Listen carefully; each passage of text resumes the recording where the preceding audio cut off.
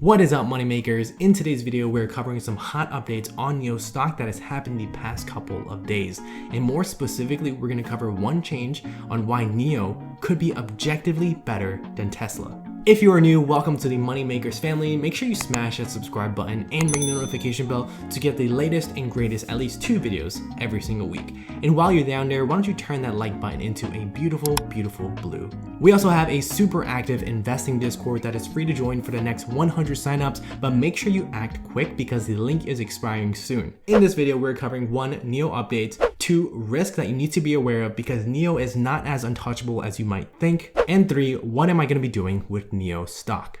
So firstly, I'm sure you're already aware is its October deliveries, where NIO managed to double deliveries from the same period a year ago to over 5,000, which makes the 8th consecutive month of growth. In the 10 months into 2020, NIO has delivered over 31,000 vehicles, which is nearly double year-to-year growth. And this is amidst the coronavirus in the beginning of 2020. Plus, waiting times on deliveries are now reaching up to 6 weeks. So it's not only great to see that there is a greater supply of these vehicles, the manufacturing, etc., but there's also a greater demand for these vehicles, hence the longer waiting time. The second update is Deutsche Bank has raised their price target on NIO from $8 to $34. And again, I don't really place much value on price targets set by these major banks, but they are a good data point to have because they have resources to investigate into NIO by going to those factories, by speaking with NIO sales managers, etc. However, there has been one major bank that has recently not recommended a buy rating for NIO, which we're going to get into in the risk section. If you watch my previous NIO over here, then you learned a bit about how it's becoming more and more vertically integrated by announcing that they're going to start producing chips in-house.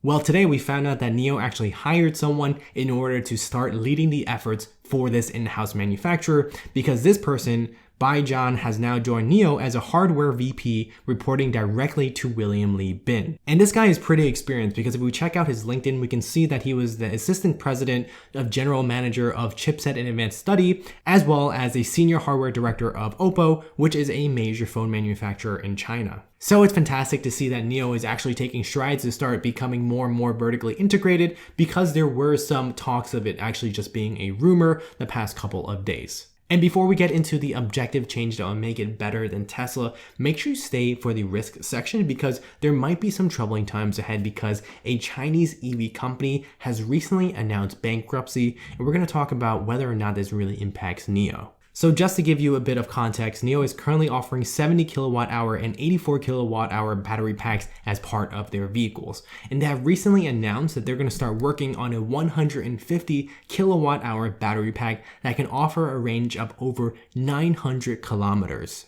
This means that NIO will be able to get more mileage from one battery cell than hybrids can get from one tank of gas. And just to put this into perspective, if we actually compare 900 kilometers into miles, it's about 560 miles. And plus, let's kick it up a notch and compare it to the current 2020 EV vehicles rated range in miles. The longest range currently in the United States is the Tesla Model S Long Range Plus, which cracks about 390 miles. That's right, 390. And NIO is manufacturing a battery that will travel 560 miles.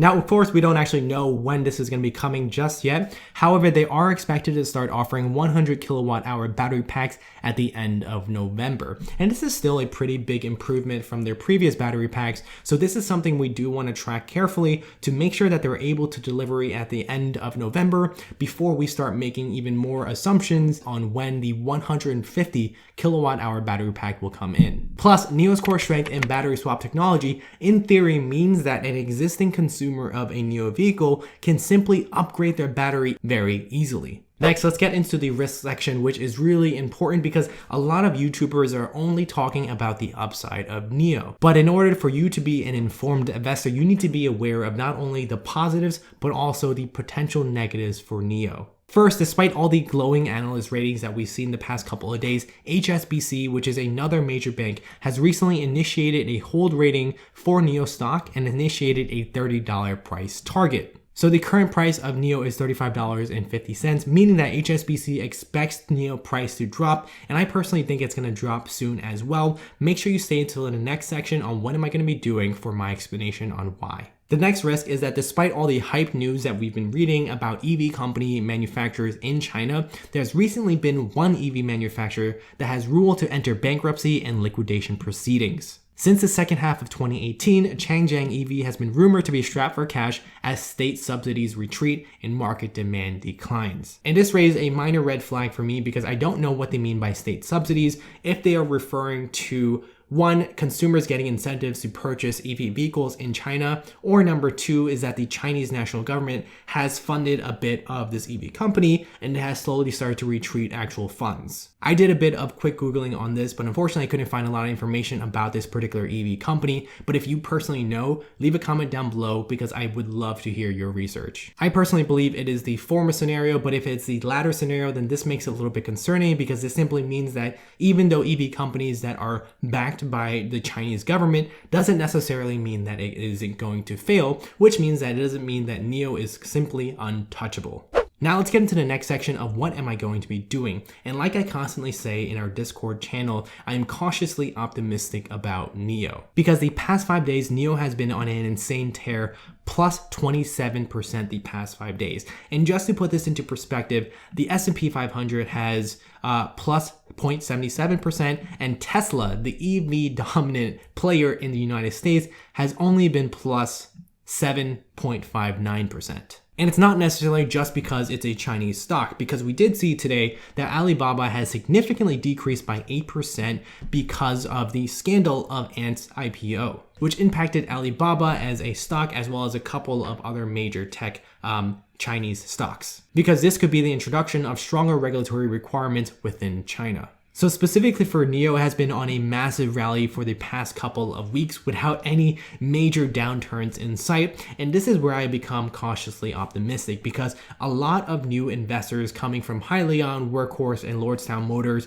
are starting to buy into the next best EV stock. And I think a lot of them are flocking into NIO because it's been in the hype media very recently. And my biggest concern is that any news that is not absolutely phenomenal for NIO, I think that the price is going to start spiraling downwards because the newer investors are going to start selling off and it's going to spiral down and down and down.